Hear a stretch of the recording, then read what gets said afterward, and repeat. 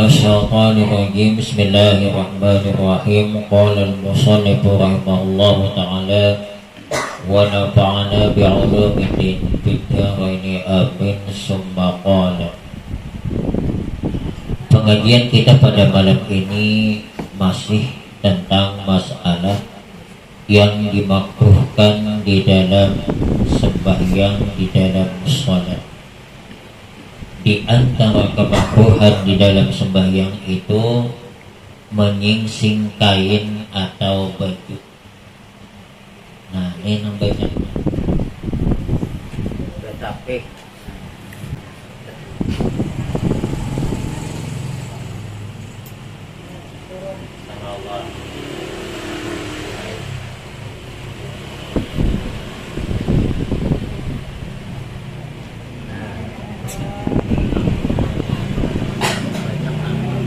kain atau baju. Namunnya 3 kali betal no? Baju si singsek.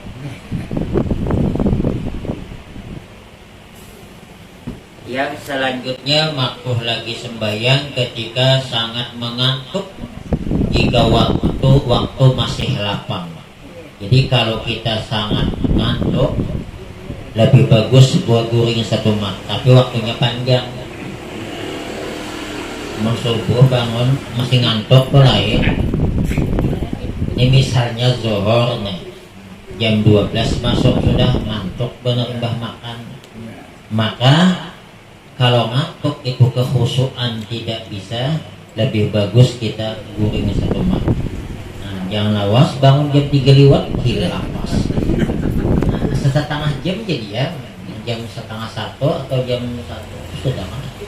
Nah, daripada faedah sembahyang, kita jangankan sembahyang ngantuk, baca yasin aja ngantuk kali mbah. 3 kali gugur yasin. Nah, kalapasan ya berarti pengalaman tuh. Mulut pian apabila baca yasin ngantuk, ada jadi ke yasin. Ada bakalan imbah tak selesai. Pokoknya sudahlah berulang-ulang. Entah di mana tadi nih. Baik mau berulang pas pulang di anunya kada tahu lagi gugur tak langsung. Kalau telentang kayak ini ketahuan berarti nih sampainya nih. Tergugur langsung takut tertutup. Gimana lah pangkal. Kemudian makruh lagi menutup muka. Berarti bercadar. Apa lagi? Bermasker. Kemudian makruh sembahyang di atas kubur. Nah, jadi yang dimakruhkan sembahyang di kubur itu adalah sembahyang 5 waktu atau sembahyang sunat. Apa pintarannya? Tetapi kadang bisa sembahyang jenazah, sembahyang itu bisa wajib di atas kubur. Ini pernah kejadian di Pangkal Dura itu. Kebetulan imamnya entah kenapa, sebab ada yang keguguran, orang pun keguguran. Umur kandungan belum sampai 6 bulan. Disangka Pak Imam bahwa bayi itu meninggal dalam perut. Nah, karena belum 6 bulan, mungkin baru 5 bulan mati dalam perut, tidak disembahyangkan. Oleh beliau dimandikan, dibungkus, ditanam, tidak disembayangkan. Sekalinya rupanya ada ibu-ibu yang hadir di situ bilang ngomong jenazah itu tadi sempat ada bergerak, ada nangis tapi bergerak. Nah, mau tidak maulah, walaupun belum lagi usia kandungan 6 bulan, tapi waktu dilahirkan itu bernapas atau bergerak atau menangis, maka seperti orang tua. Nah, maka sudah ditanam nih, datang ke rumah Pak Imamnya. Macam mana lah tuh? Sedangkan jenazahnya sudah dikuburkan, tak disembahyangkan. Nah, disuruhlah sembahyang di atas kuburan. Nah, jadi kadang sembahyang di atas kuburan itu bisa wajib kapan? Apabila jenazah tidak disembahyangkan. seperti kejadian tadi. Nah, maka sebelum kita masuk melanjutkan ini, macam mana sembahyang tegak berdirinya sembahyang jenazah, sedikit kita supaya tahu nih masalah anak yang lahir keguguran. Makanya kalau ada anak cucu sedang hamil, tolong suaminya, apalagi umur 2 bulan sebulan lebih itu sedang, baca akan di paut ini. Tapi nak membacakan laki, jangan laki tetangga, laki surang. 7 kali ya Raqib, ya Raqib, ya Raqib, ya Raqib 7 kali. Ya panjang Raqib, ya ba ya Raqib. Itu artinya wahai zat yang mengintai-intai, yang selalu menjaga. Ini adalah salah satu sifat Allah. Salah satu pengaruh Allah, zat yang mengintai-intai, memelihara, menjaga. Barang siapa yang ketika hamil dibacakan itu oleh suaminya, insya Allah anak itu tidak akan keguguran. Jadi ya Raqib, ya Raqib. Nah, jadi masalah anak yang lahir keguguran itu ada 2 macam. Yang satu dikandung 6 bulan, yang kedua dikandung belum cukup 6 bulan. Apabila ada bayi yang dikandung itu sudah 6 bulan atau lebih, maka kalau dia meninggal dunia, baik itu di dalam perut atau ada, tapi inya sudah 6 bulan, wajib diperbuat seperti orang dewasa, yaitu dimandikan, dikafani, disembahyangkan, dan dikuburkan. Dan sama ada ia keluar bernyawa atau tidak, hidupkah, mati dalam parutkah. Apabila ada orang keguguran, bayinya itu hidup maupun mati, tapi sudah 6 bulan, maka seperti orang Tuhan. Ingatakan kok dia ada 6 bulan pokoknya atau lebih.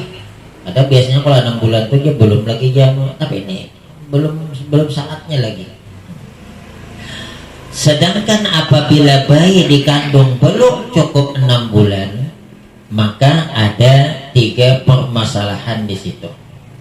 Satu, yang belum cukup 6 bulan, mungkin 5 bulan. Apabila ada tanda yang menunjukkan hidup, seperti menangis, atau bergerak, atau bernapas, maka wajib diselenggarakan seperti orang tua, orang dewasa. Nah, ini nih hati-hati karena kan bakalan jadi orang tua kayaknya. Ini kejadian ya. Ini kejadian di Bangkadurai kemarin. Meninggal dunia anak itu, lalu disangka oleh Pak Imam ini mati dalam parut karena dia belum 6 bulan, sekitar 5 bulanan. Dalam hukum Islam memang begitu. Apabila meninggal dunia dan dalam parutnya ada tanda hidup waktu dilahirkan, maka ada disembahyangkan. Cukup cuman dimandikan, dikafani, dan dikubur, tidak disembahyangkan. Tidak salah nih Pak Imam. Mungkin informasi kayak itu. Rupanya ada yang menyaksikan ibu-ibunya waktu dilahirkannya. Anunya bergerak tadi aja, satu malam. Nah, padahal sudah ditanam. Macam manalah wajib disembahyangkan walaupun di atas kuburan. Nah, jadi apa hukumnya dulu nih sembahyang jenazah di atas kuburan? Hukumnya bisa wajib seperti kejadian tadi. Yang kedua, bisa juga kita itu dibolehkan sunatakan karena kita belum menyembahyangkan jenazah. Contoh, kita ke Jambi, ada keluarga meninggal, sampai di Jambi sudah dikuburkan. Sedangkan kita nih mau ikut menyembahyangkan, boleh sembahyang di atas kuburan. Cuman kayak apa? Bersandal leleh. Nah, kalau memang tidak ada di situ disediakan pelapisan kaki, bersandal boleh, dengan catatan kalau telapak kakinya suci daripada najis, sandal di bawahnya bernajis, maka sandal jangan dipakai, tapi sandal dipegang, dijajak. Jadi kalau sembahyang kita di pekuburan boleh, supaya sah, karena kita mungkin sandal kita yang kada yakin bersih bawahnya nih, maka tidak boleh itu jari kaki dicelupkan ke sandal. Apabila dicelup menanggung batik batal. Jadi macam mana? Dijajak. Nah, sekali lagi, ibu-ibu punya anak kecil belum bersunat, dia laki-laki, waktu sujud naik ke atas punggung, waktu duduk berasuh batal sembahyang karena menanggung najis. Nah, jadi supaya kita sah sembahyang di jalan, ini kalau lah nih kita keluarga di Jambi ada sayang kasihan nih kada tempat sembahyang nih. Nah, maka boleh sembahyang di pekuburan, tapi sandal jangan dipejak. Dia apa? Jangan dipakai, tapi dipejak, dijajak. Apabila dicelupkan, kita bergerak, sandal umpat bergerak, artinya umpat naik turun, ada sah. Nah, kalau ada kejadian, boleh ya boleh. Cuman masalah mayat disembayang yang ditanam disembayangkan berapa lawas? Ada yang madahkan jangan lebih 3 hari ditanam. Ada yang madahkan boleh lawas. Sehingga orang mengatakan tidak boleh kita berziarah ke makam wali sembahyang karena sudah terlalu lawas, tidak sezaman dengan kita. Jadi yang pertama Bu, apabila ada bayi keguguran belum 6 bulan tetapi ada tanda hidup waktu dia lahir, baik itu menangis atau dia bergerak atau bernapas, maka wajib seperti orang tua dimandikan, dikapani, disembayangkan dan dikuburkan. Yang kedua, apabila tidak ada yang menunjukkan tanda-tanda hidup tetapi sudah ada rupa bentuk manusia, maka wajib dimandikan, dikapani dan ditanam tanpa wajib disembahyangkan. Contoh, bayi ada keguguran 5 bulan, berarti belum 6 bulan, dia mati dalam parut, keluar sudah berbentuk walaupun belum sempurna benar. Nah, pokoknya sudah berbentuk, maka kewajiban kita kepada bayi ini cuma 3: memandikan, mengapani dan menguburkan. Tidak wajib menyembahyangkan. Yang ketiga, apabila tidak ada tanda bagi yang keguguran, anak yang keguguran kan ada tanda bentuk rupa seperti masih sepotong daging, maka hukumnya tidak wajib diperbuat apa-apa, tetapi sunat dibungkus dan ditanam. Nah, ini mungkin baru 2 bulan setengah, betul-betul segumpal daging, cuman kenapa nyali sembayangi menyembayangi daging cuman. Nah, jadi cuman dibungkus dan ditanam, itu kan hukumnya cuman sunat. Wallahu a'lam bishawab. Ada tetakunan masalahnya. Tapi lain pada tadi. Ulana katakan gini.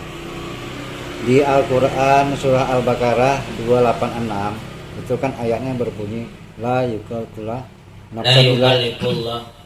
usaha kan? La yukallifullahu nafsan illa wus'aha. Itu kan artinya kalau salah tidak apa? Allah tidak membebani sesuatu kepada seseorang kecuali sesuai dengan kemampuannya. Iya. Kenyataan di lapangan nih guru oleh kita kebanyakan yang kita hadapi sekarang nih, apalagi zaman susah sekarang nih. orang tuh banyak masih galau, masih tidak yakin dengan ayat Al-Quran tadi itu Guru.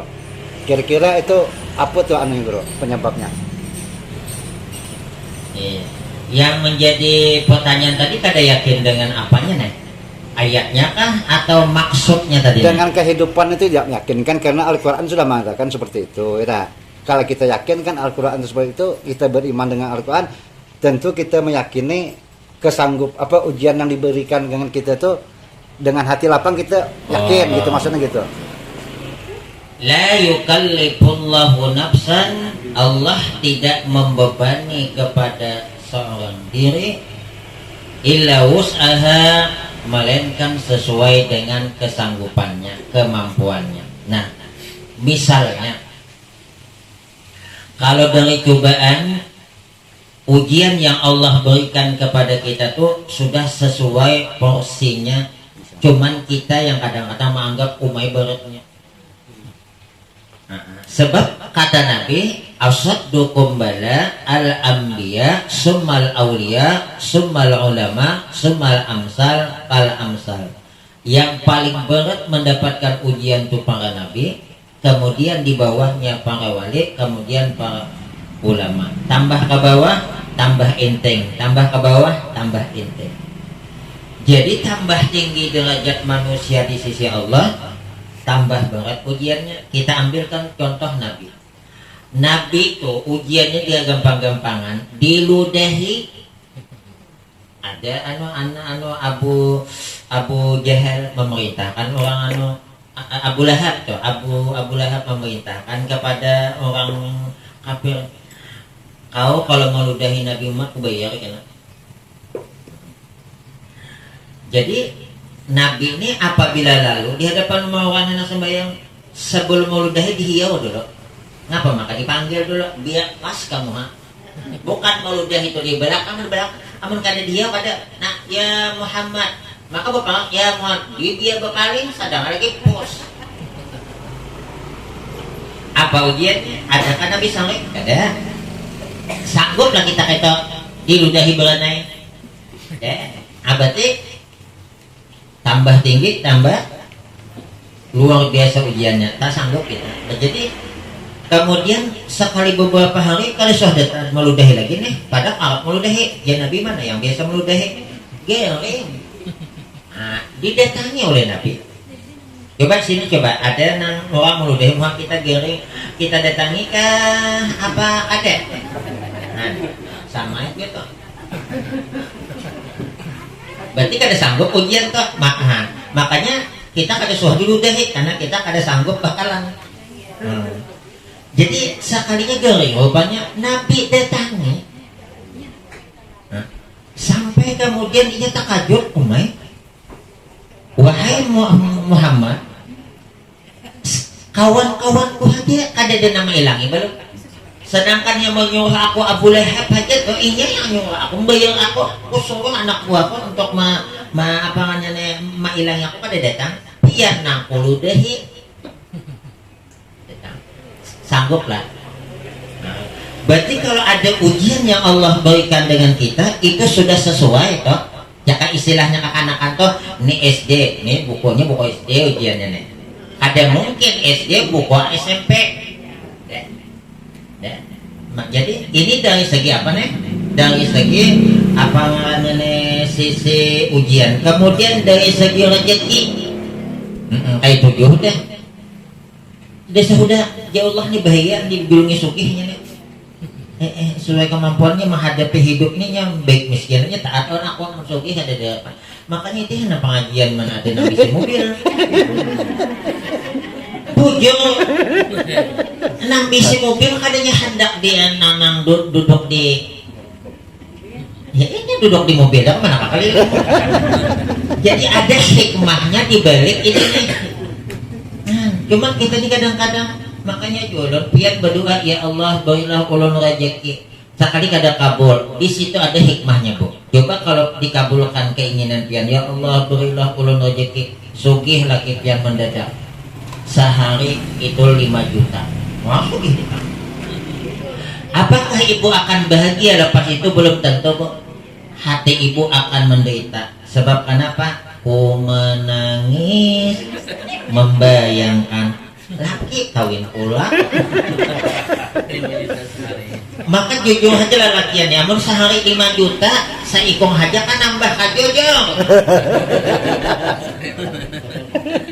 Inya makanya kebetahan kada nambah lagi ini karena gua pikir nang ada aja kada cukup. Nambah makan nih apa lagi 2, tapi udah 5 juta sehari berpikir tuh ay. Sehari ngampet yang duit nah. Ustaz enggak ada? Ada dapat berapa juta? Karena boleh aja pang kiho, cuman ya banyak risikonya lah.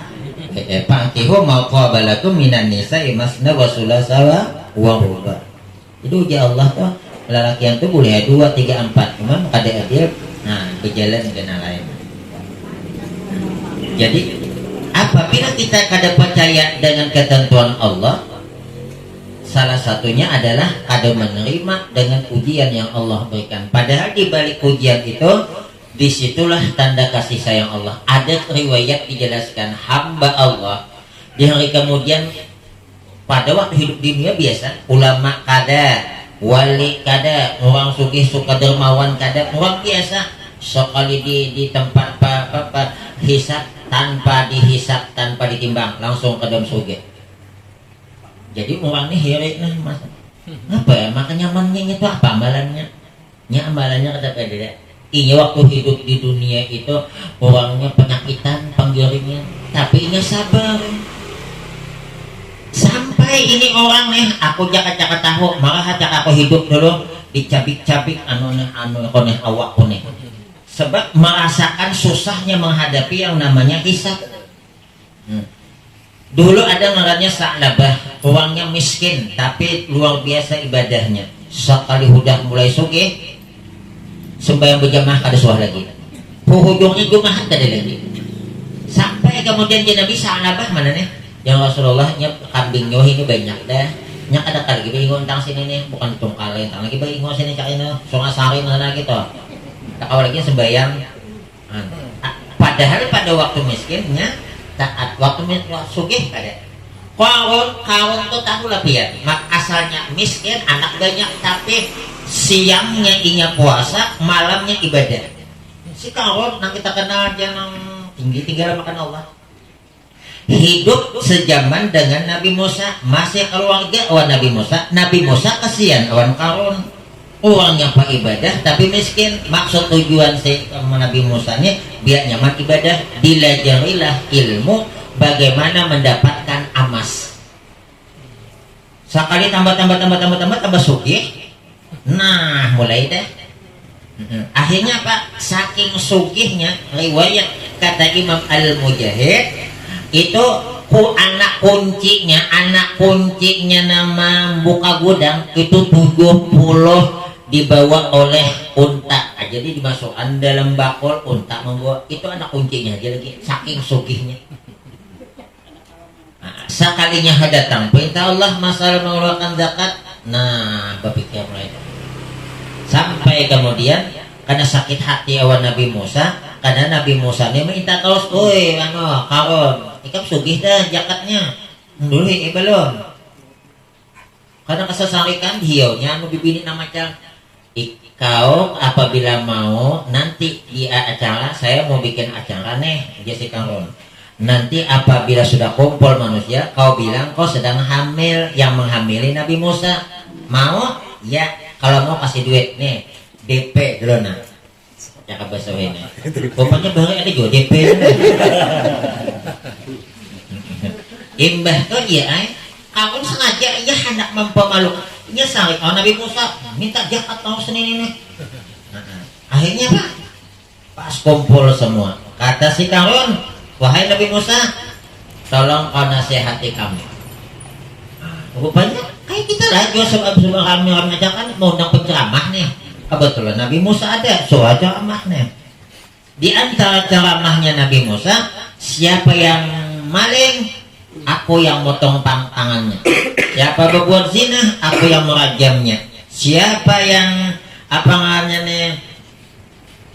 Apa sebutnya nih dengan ya Allah. Pokoknya siapa yang mabuk, aku juga yang merajam. Sekalinya langsung berdiri si Karun. Wahai Nabi Musa, kalau itu kena dengan kau macam mana? Berlaku dah hukum tu. Ujian Nabi Musa, seandainya aku jen maling, aku jen juga dihukum, aku berbuatin aku jen juga dihukum. Nah, jen Nabi anak si Karun, ini ada bibi ni. Tolong kau ngomong, doa banyak nih ngomong. Di hadapan orang banyak, ia mengaku sedang hamil, yang menghamili Nabi Musa. Nabi Musa sopan, dua banyak daripada hak. Nyalain Nabi Muhammad pak. Nabi Muhammad biasa, jadi tuduh. Imbah tu sekalinya apa? Sudah dihiau oleh Nabi Musa. Bibi nentos ini. Galuh siapa? Ngaranya tahu juga. Rupanya di hadapan Nabi Musa tadi nih, diberi takut oleh Allah hatinya untuk tidak jujur. Kata Nabi Musa, tolong bu kau jujur. Apakah saat ini kau sedang hamil atau tidak? Tolong jujur. Oh jadi bibi ini kada. Saya disuruh si Karun karena dia kalau saya mengatakan begini, aku akan dikasih duit begini. Nabi Musa deh bulik berdoa kepada Allah. Cakap bahasa kitanya, ya Allah, tuh si Karun tuh terlalu benar. Ia menjelekkan aku padahal aku main bibininya. Allah berfirman kepada Nabi Musa, wahai Nabi Musa, saat ini bumi di dalam genggaman kekuasaanmu. Apapun yang kau perintahkan kepada bumi, bumi akan melaksanakan. Mendengar ini berpulik Nabi Musa. Rupanya sudah bubar acara, tinggal lagi nampaknya nih si Karun. Orang bahari kan ada tuh dia dihigat tukang namanya, tukang kipas-kipasnya duduk di mana, di kursi. Dari jauh Nabi Musa ada, bumi ambil tanyalam anu tuh kursi tuh betisnya aja umpat tanyam sedikit menarik ada apa lagi. Kemudian ujian Nabi Musa, wahai bumi ambil sampai ke sini dua kali ya. Nabi Musa, wahai bumi ambil ya Musa sampai sini tiga kali. Ini minta tolong Nabi Musa tolong. Nabi Musa aduh heran. Kayak kita juga tolahan. Pas yang keempat tinggalan habis harta habis nasi Karun, tinggal hartanya lagi banyak. Penduduk Bani Israel ngomong pula, Nabi Musa tuh mau meninggalkan si Karun karena mau hartanya cuman. Ujar nang si Nabi Musa, wahai bumi, seluruh harta Karun ambil, semuanya tinggalan. Makanya kita biar menyangkut tetamu guci harta Karun ya. Ada belum tentu tuh. Menyangkut tetamu sanda sekiwai harta Karun aja. Ada zaman Nabi Musa sekiwai zaman si Karun. Nah, maka asal ada tetamu harta disebut apa? Saking sugihnya. Nah, Allah waktu itu tuh cakap ujian Allah kepada si Karun, ingin minta tolong awan aku sekali aja, ini minta tolong, tolong siapa tuh? Saking sayangnya Allah awan hambanya, cuman jangan ada minta tolongan aku ya Allah, hanya awan si Nabi Musa saja bang. Nah, jadi itulah kadang-kadang kita ini diberi kemiskinan, alhamdulillah mau pengajian, udah sugih banyak tuh. Maka mungkin di sini nih dapat 10 M bagaimana di Tongkal apa Jakarta, tolong gitu. Ada bagaimana sini lagi, apalagi 3 jam di hadapan rumah. 10 M tukang cendol bakal nyong di cendol. Jadi memang ayat itu menyampaikan kepada kita bahwa ujian dan segala sesuatu yang ada kaitannya dengan kita semua udah ada porsinya, takarannya pas tidak. Cuman kita kadang-kadang, makanya kita melihat orang sugih, jangan itu orang sugih, itu orang susah pada uang. Makanya jadi urusan akhirat pandang ke atas, urusan dunia pandang ke bawah. Kita susah, itu orang lebih susah pada kita. Alhamdulillah walaupun aku susah masih nyaman, kada berhutang beras tetangga aku tuh Pak, ada suah lunas di tetangga itu ceritanya. Jadi alhamdulillah ini kada mitih orang bermobil Iya, tolong ke Gunung Kawi aja. Ya, wallahu a'lam bishawab. Ada pertanyaan tidak ada? Masalah tadi. Jadi guru, maksudnya tadi pertanyaan ulang tadi sambung sedikit guru ya. Supaya hati jangan terlalu galau itu guru. Ingat bahwa segala sesuatu itu sudah ketentuan Allah. Amun sudah Allah ingat ketentuan Allah, kita insya Allah ingat bahwa di balik itu semua ada hikmah manfaatnya. Amun sabar berarti minimal mengangkat derajat. Amun kada dihapus dosa. Kita garing saja lah, garing sehari semalaman. Humma yaumin wa lailatin kafaratu sana. Demam panas satu hari satu malam penghapus dosa setahun. Pada sehari semalam. Makanya menggiring jangan bercerita habis kena pahalanya. Malam tadi aku ngalih mendahkan. Enak mati dah. Tuh aku matuk lawang muka butik sakit mana kepala aku untung mantap. Nah, mana kadang mana bercerita pulang bercerita berarti kada cerita. Nah kedua pulang keyakinannya pulang. Cak aku ada makan budik mati mungkin aku. Berarti budik nama menyembuhkan. Berarti tauhidnya juga rusak. Berarti ada yang menyembuhkan selain Allah. Makanya inilah kita bisa syirik khafi. Bukan wae sabab makan budik wagas tapi yang mewagasakan bukan Allah. Yang mewagasakan bukan budik tapi Allah. Cuman kadang-kadang kita nih. Wallahu a'lam bishawab. Nang buja-bujangan nih. 3 ya dilamar bibini gagal semua. Ingat kan? Ya bujuan. Pengalaman kok beri. Tapi husnul ada rencana Allah yang lebih baik. Cakap ulun al itu jadi kan bagian tongkang. Kan ada rupanya Allah berencana bini orang tongkang. Cakap depan orang pangkal nuri. Nyak bagian anak tongkang nyaman di kampung. Tapi ketentuan Allah dah. Jadi jangan stres, jangan beri apa aja. Kumbang tidak seekor, bunga tidak setangkai. Dada kumbang gerung, kumbang niok. Dada bunga melati, bunga kamboja. Gagal bunga kamboja, bunga melati. Gagal juga masih ada bunga tahi hayam. Bunga aja tak, yang penting bunga. Nah. Wallahu a'lam. Ada pertanyaan masalah sembahyang tadi kah atau jenazah? Ulun bertakone. Bibinian saja apabila dia meninggal dunia kapannya 3 kah 5 kah? Nah lelaki apa? 3. Jadi lelaki itu bagus di 3, bibini 5. Karena insya apanya? Kayaknya ini mau bibini itu talakong, kemudian tape, baju, awan, 2 napangannya nih 2 kain panjang. Amun lalakian yang paling bagus, 3 kain panjang. Nya kada lapang kada, jangan 5 lapis boy.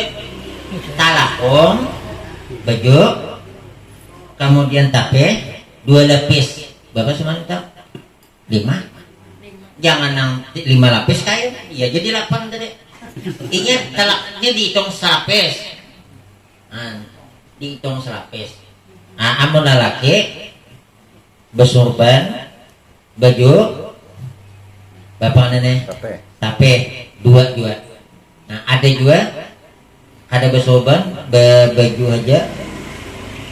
Baju aja awan ada batano, ada batape, baju aja panjang, awan sorban, awan 3 lapis lelaki. Tapi yang paling bagus adalah 3 lapis langsung. Lelakian 3 lapis langsung itu paling bagus, murah dan lakas. Wallahu a'lam bishawab. Ada pertanyaan nih masalah sembahyang tadi kan?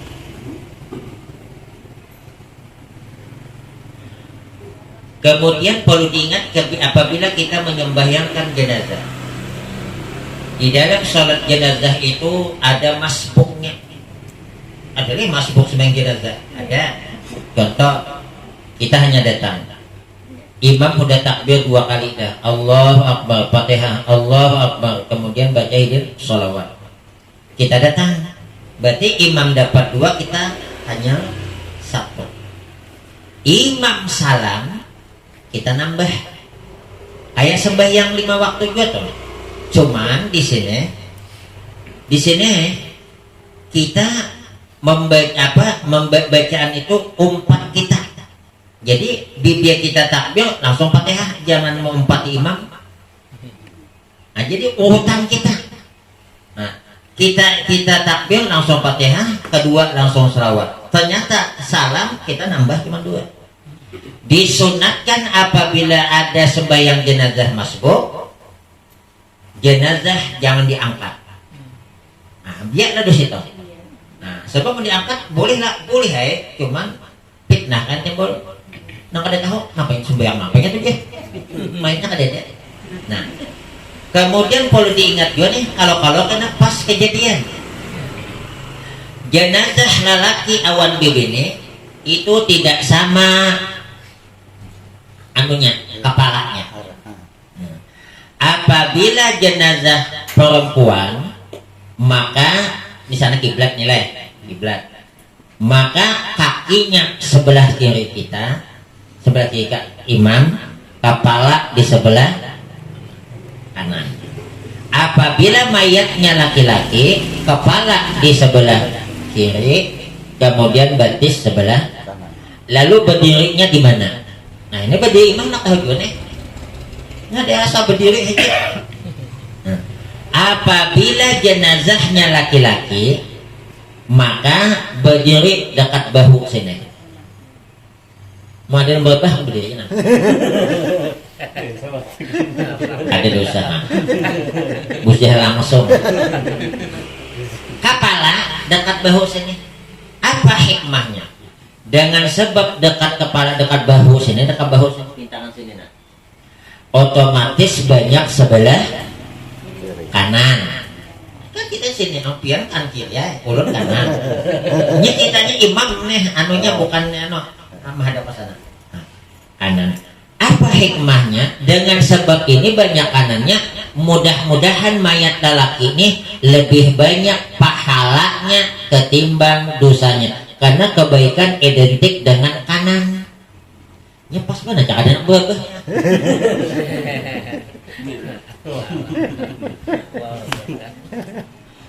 Apabila mayatnya bibini, kepala di sebelah kanan, nih sebelah kanan nih. Kemudian kiri sana. Abadi sebelah. Bagaimana berdirinya? Berdirinya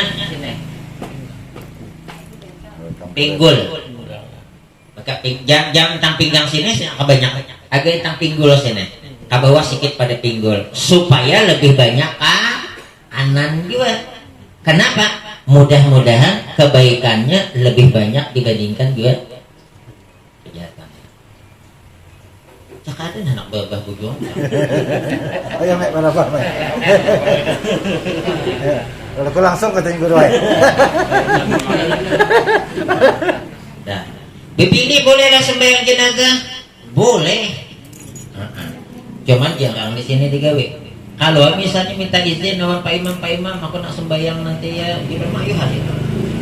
Nah, kemudian perlu diingat, siapa yang sudah sembahyang jenazah tidak boleh lagi 2 kali.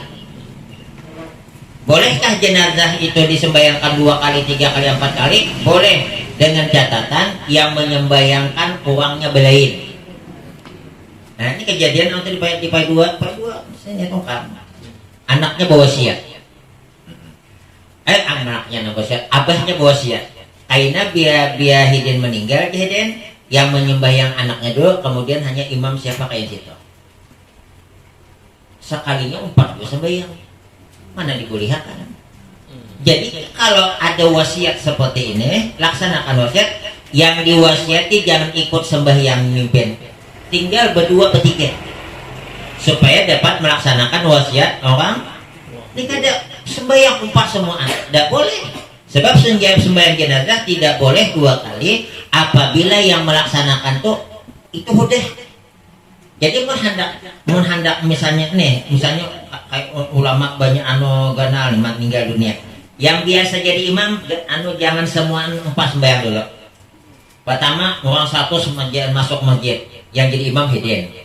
Nah imam ada nih jangan lompat, karena masih banyak yang belakang. Kalau orang hidin jadi imam, masukkan yang belum. Kalau orang itu jadi imam, masuk. Kada boleh hidin ini jadi imam 2-3 kali yang menyembayangkan. Sebab syaratnya itu baru boleh sembahyang 2-3 kali belain orangnya. Ada pertanyaan? Oh, kan meninggal. Ini ada imamnya di masjid. Dibawa misalnya ke mana? Amanah kan bayangkan orang meninggal ke kampung.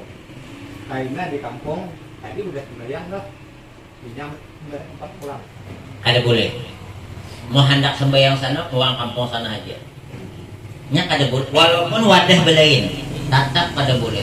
Jadi yang sini malah hidin sembahyang sampai sana. Siapa sih tahu ustadznya yang memimpin? Kada boleh. Yang itu tuh 2 kali. Imamnya kada boleh, makmum kada boleh. Walaupun berpindah. Mayatnya satu tadi guru ya. Kecuali mayatnya lain ya. Mayatnya lain ada apa? Mayatnya 1000 kali jangan ada apa. Ini ceritanya mayatnya jadi kalau sudah hidin sembahyang sini, jenazah bawa ke kampung oleh orang sana, orang yang bayangkan hidin sudah sembahyang kada boleh lagi. Karena sudah kan nanti. Ini boleh sekali. Mau sembahyang kita 5 waktu bolehlah 2 kali, boleh. Syaratnya berjamaah. Contoh, ulun sembahyang isaknya, sekali hendak boleh, surangan ceritanya di masjidnya. Rupanya waktu datang tadi orang sudah imban. Sekali selesai salam baru yang ada kan orang sembahyang apa? Sembahyang isak belum. Jadi imam ya? Atau kita yang jadi imam boleh sembahyang 5 waktu 2 kali dengan catatan itu berjamaah. Imamnya niat berjamaah, makmumnya berjamaah. Cuman syaratnya sekali, cuman 5 ulang, tidak boleh 2 kali. Nah jadi makanya angka itu hidup takut. Bolehkah membatalkan kita sembahyang? Boleh membatalkan sembahyang kalau kita melihat ada yang mau sholat berjamaah. Contoh, kita sembahyang zuhur misalnya nih, dapat 2 rakaat. Sekalinya ada orang masuk, maka hidinnya langsung hendak sembahyang zuhur. Kita jadikan 2 rakaat ini sunat mutlak. Dan hati sembahyang ini sembahyang sunat mutlak. Begitu 2 rakaat tadi langsung salam, kemudian umpat. Padahal kita asal niat sembahyang zuhur. Apabila dapat 1 rakaat, boleh kita batalkan. Karena mau umpat sembahyang berjamaah. Saking disuruhnya sembahyang berjamaah, dan kita surangan boleh batalkan. Apabila dapat 2, niatakan sembahyang sunat mutlak. Apabila 1, batalkan. Jadi hukum membatalkan sembahyang itu bisa sunat. Kenapa? Karena hendak umpat. Namun sembahyang apa namanya? Bahkan kadang-kadang kita bisa mau parakah dengan imam juga takas ada makruh karena ada hendak keluar. Sama tahiyat akhir, maka ada yang kantor ngakulna. Boleh kita berniat begitu, Allahumma sholli ala sayyidina Muhammad, berniat dalam hati aku berpisah dengan imam. Bila dia salam, udah lagi sah sembahyang. Nah, cuman amun muparakah ada sebab hilang fadilat bagaimana? Jadi kita berampih sembahyang boleh karena ada sebab. Wallahu a'lam bishawab. Ada pertanyaan lagi ya sebelum dilanjutkan? Masalah sembahyang jenazah tadi guru. Itu kenapa selalu dibuat orang saf 3 baris? Kita disuruh menyembayangkan jenazah 3 baris sebabnya apabila 3 baris diampuni oleh Allah dosanya.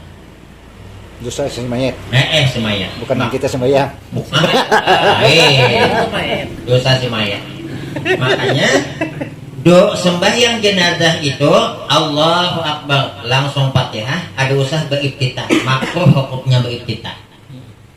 Kemudian takbir kedua langsung salawat Allahumma sholli ala sayyidina Muhammad. Kemudian yang ketiga doa, yang keempat doa.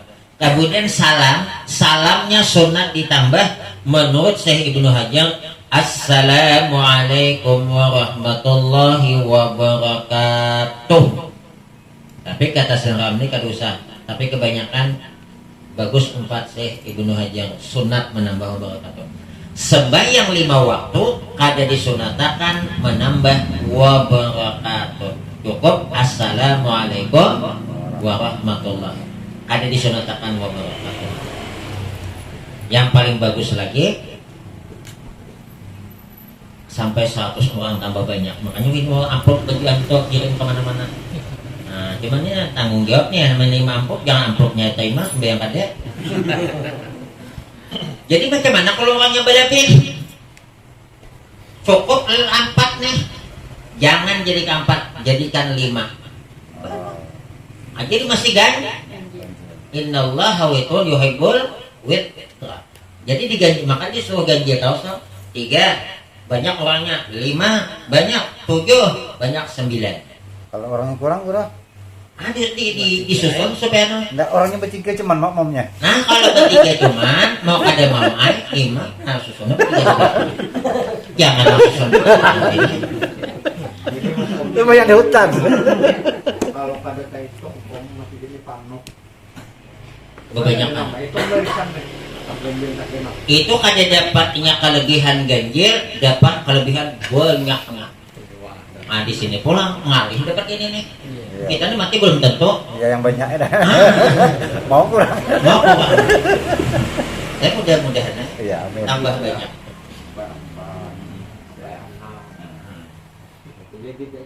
Tapi yang saja disuruh belakang ganti ganjil jangan contoh. Makanya jangan langsung takbir kan nih. Imam. Nah, bikin ganjil, jauhlah ganjil. Nah, suruh ganjil, disuruh ganjil. Karena Allah suka kepada yang ganjil. Maka itu aja bini bagus saja ganjil, bini sekongannya ganjil. Wallahu a'lam bishawab. Kemudian lagi sembahyang bercekak pinggang.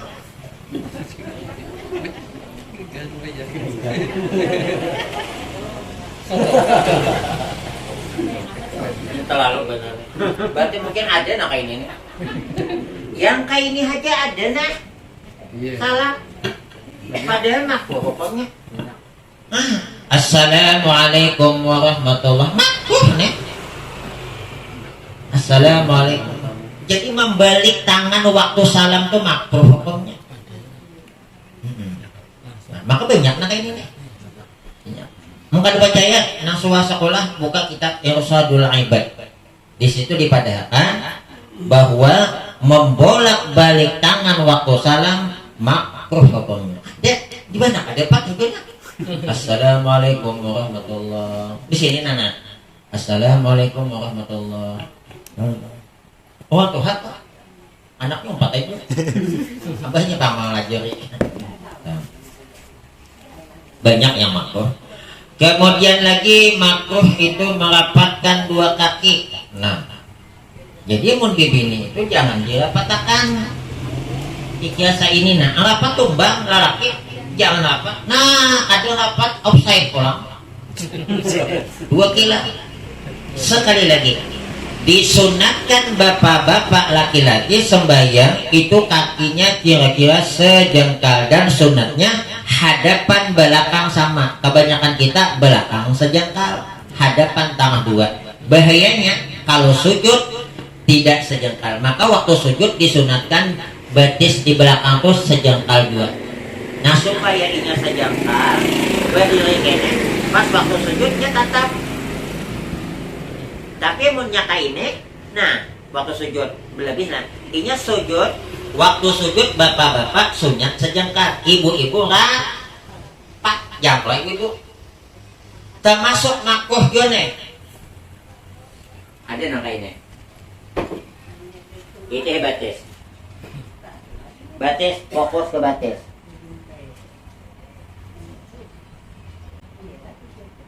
Allah, fokus batis.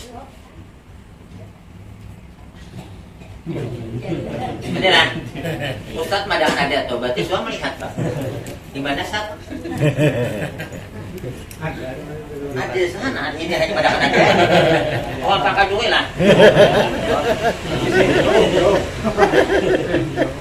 Kita disuruh berdiam. Kenapa maka dia nunjuk? Baru sujud ya, Iya, meluruskan. baru sujud. Hah? Meluruskan lagi mungkin. Lurus apanya? Ingin kawan. Kenapa maka bisa kan dulu? Berarti waktu sujud tadi kan ada Mundur.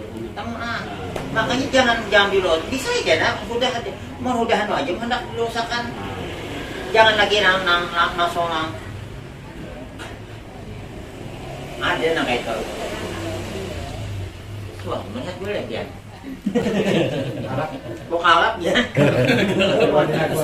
Untuk kalap betul. Kemudian makruh lagi membaca surah pada rakaat yang ketiga dan yang keempat. Tapi macam mana kalau terlanjur berempih? Melainkan berarti sunat kita membaca rakaat ketiga dan keempat jika ada ia masbuk dan dapat ia mengikuti imam pada rakaat yang kedua dan atau rakaat yang ketiga daripada sembahyang imamnya, serta mungkin baginya membaca surah pada kedua rakaat itu tetapi tidak dibacanya, maka disunatkan baginya membaca surah pada rakaat yang ketiga dan yang keempat daripada sembahyang dirinya. Contoh, ulun masbuk misalnya 2 rakaat dapatnya imam 2, ulun 1, berarti imam ketinggalan 2, berarti hidden 3. 2 rakaat udah, rakaat ketiga ulun datang, Allahu Akbar, Fatihah udah imbah. Mungkin galai imamnya, ulun sawab membaca qul huwallah atau qul a'udzu, tapi kada dibaca, maka kena rakaat ketiga dan keempat sunat dibaca. Makanya ibu-ibu yang tidak hafal sebukuan surah, misalnya nih, maklum lah waktu hari ada kau hafal, ini dulu ada surah ngaji, nang hafal betul sebukuan tuh surah gimana Fatihah gimana? Kuliah sampai kuliah tukang dia sampai ke bawah tadi ingat lagi. Kayak orang maklum ada akal kadang dia. Tapi hidin pangkat ingat kuliah Allah kok ingat aja. Maka jangan ditinggal sembahyang itu surahnya walaupun cuma 1 ayat. Setelah waladhdallin amin bismillahirrahmanirrahim qul ya ayyuhal kafirun Allahu akbar, dapat pahala. Walaupun kada sempurna tapi dapat pahala. Istilahnya tuh kayak durian juga tuh, walaupun harganya orang 25 awak 5.000, tapi durian juga. Sabu buruknya durian tatak ngarannya Durian. walaupun kada kalau diulah nang buat ke bumbu kacang minimal tempoyak, tapi durian juga mana ada tempoyak kedundung gitu ya. Nah ada tempoyak apa? Dapat baik. Kemudian ibu-ibu yang datang mungkin ada berisi cucu nih. Mamanya mamanya 4 sembahyang yang jadi imam, maka sembahyang subuh pas sedang hendak kunut menangis cucu nih. Makanya dia menyembah kunut panjang nih, bakalan nang tahingos cucu nih. Mamanya di belakang 4. Ibu ambil kunut nang handap aja. Ada nih Ustaz kunut nang handap? Ada. Biasa ya Allahu liman hamidah. Rabbi filiya wa sallallahu ala sayyidina Muhammad wa ala alihi wa sahbihi wasallam. Dapat pahala kunut walaupun ada sama awan Allah mah ini. Sebab amun di ambil panjang anaknya kuciak-kuciak. Kita sembahyang ke suatu tempat yang dimana sembahyang itu tidak bakunut subuh.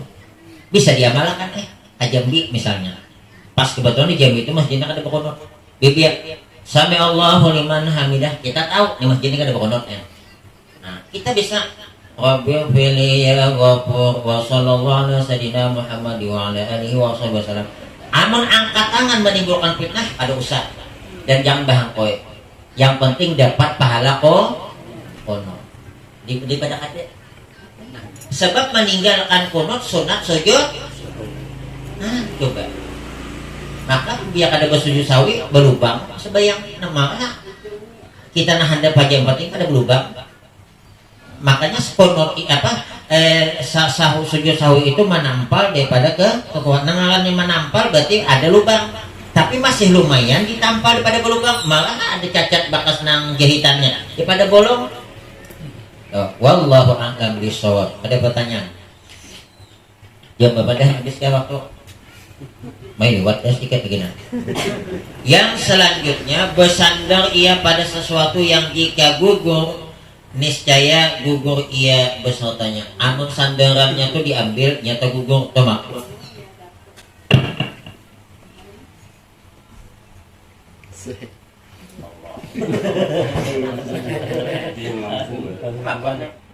Artinya mun ini diambil nih gugurnya. Tapi amun inya kayak ini aja, walaupun dia bersandar tapi seandainya diambil ya kedua kadenya kada berano cuman barang nah Sujud. Tawa kayak maju mungkinnya nah. Pokoknya ada madakan dia bersandar nah. Oh, berartinya maju aja nih nanya kayak itu nah.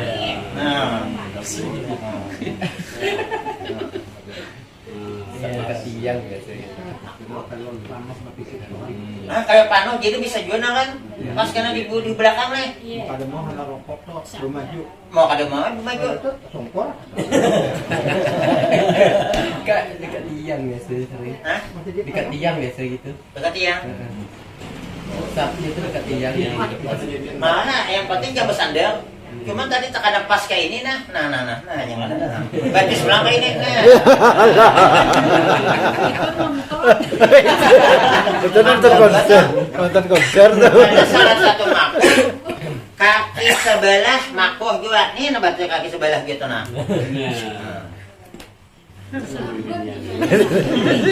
Santai benar.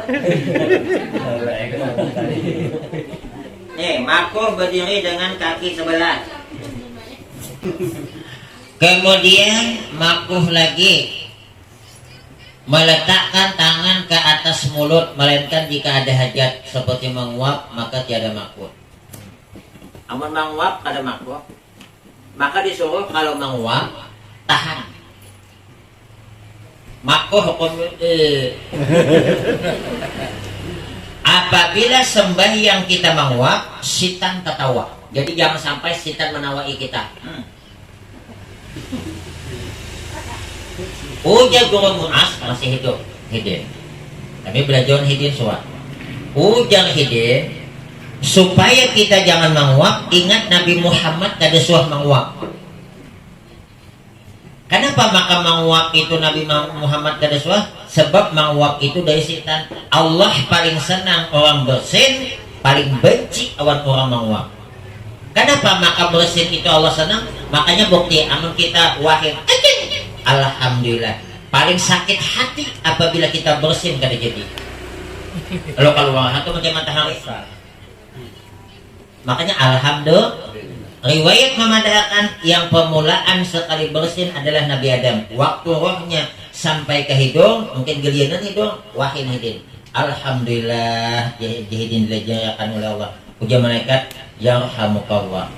Kemudian disuruh belajar pulang yahdikumullah wa yuslihu. Makanya kalau ada yang bersin, sunat kita apabila yang bersin membaca alhamdulillah yarhamukallah. Nah, sunat hukumnya. Tapi kalau yang bersin kada mengucapkan itu, ada usah kita membaca. Jadi hukumnya menguap makruh. Dan kalau memang menguap jangan kada ditahan. Allah paling benci menguap itu berbunyi.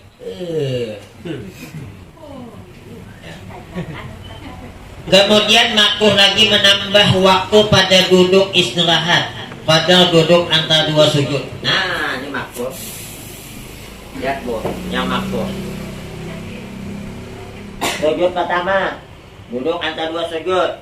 Sujud yang kedua, bangkit kepada rakaat yang kedua. Duduk istirahat. Apabila duduk istirahatnya lawas, kayak duduk antara dua sujud, sawat membaca Rabbi fili warhamni wajibun wafani warzuqni wahdini wafini wafani.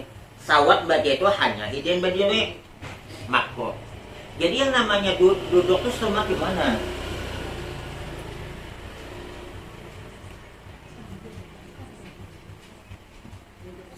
Yang lawas.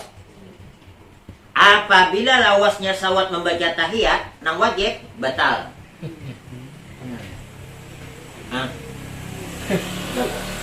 Nah, Ini ragu nih guru, asana berdiri, asana posisinya itu kan antara 2 ke 3 rakaat. Jadi ragu, jadi mak sambil mikiran nih, nak berdiri ini tadi tuh. Antara ragu, nak berdiri kan nak tahiyat kan nih. Meragukan posisinya tadi. makanya laksanakan sampai keputusan. Oh. Kita mudah dilajarakan apabila ragu 2 3 ambil 2. Tahiyat berarti. Berarti Tahiyat. tahiyat. Nah, Jangan sambil berpikir ya. ambil sedikit 3 4 ambil 3 4 5 ada mungkin. Sekarang berarti yang kada disunatakan duduk istirahat sujud tilawah. Nah, angkat tangan kan subuh Jumat toh. Nah, jadi sini ada madakannya. Coba-coba Jumat wae mon anu sujud tilawah. Wa hum yastakbirun. Kada usah angkat tangan. Allahu akbar. Sajada wajhiya lillazi khalaqahu wa sawwarahu wa sawwarahu wa basarahu bihawlihi wa quwwatihi fatabaraka wa ta'ala khaliqan. Kada usah istirahat, kada usah angkat tangan. Allahu akbar. Sunat biasa. Tapi amun kita sembahyang biasa, setelah sujud yang kedua, makruh hukumnya langsung. Yang paling bagus kepala berdahulu itu mun anum. Tapi mun tuha ada penyakit, kemudian mungkin ada masalah mau kada mulai berat awaknya. Ada apa-apa? Kadanya mampunya kayak itu. Tapi kita yang anum jangan. Malam orang tuha, ada awak. Mau lama betianan bongkok. Hah? Begitu. Mau kada mau enak. Sama nang tuha. Gering, ada penyakit atau nyebetianan kada kawa anu lintuhot. Mau kada mau ay. Padahal yang bagusnya lintuhot dahulu. Tangan, lihat amun lalaki. Kia-kia sekilan, kia-kia sekilan. Jadi, nah, kakanannya waktu sujud pertama bagus. Kenapa? Maka sujud kedua berubah. Nah, itu lah melihat. Nah, ada. Padahal yang kedua kan situ aja. Amun bebini, nah, ngarinya.